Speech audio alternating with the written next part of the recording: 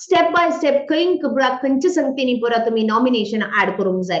तुमकां कळीत असल्या प्रकार केवळ बँकान न्हय, बँकान जर तर तुमचे विविध ऍसेट्स आसा, जावंक पुरो एफडी आसा, जावंक पुरो आरडी आसा, जावंक पुरो लॉकरांत बंगार वा दुसरी पेपरान दवरल्यानंतर जाल्यार हाचे कसले प्रोसिजर म्हण तुमच्या बँका लागीं विचारा.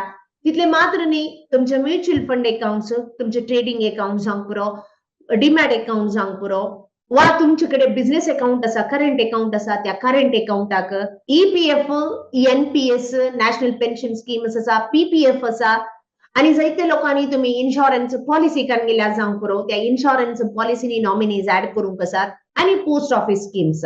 असल्या हर एक संगतीनी जे कितें इन्व्हेस्टमेंट तुम्ही केला त्या हर एक संगतीनी तुम्ही नॉमिनेशन घाला वा ना ते तुम्ही समजून घ्या. कित्याक थोडे इन्व्हेस्टमेंट जावंक पुरो ईपीएफ, पीपीएफ वा आरडीजांनी केदा लागीं तुम्ही कितलेगी वर्सां पयले केल्ले, आता ताचे विशयान तुमकां कळीतय ना जावंक पुरो, पूण जर तर आसत तर जाल्यार त्या नॉमिनेशन आसा वा ना म्हूण पळोवन घेया.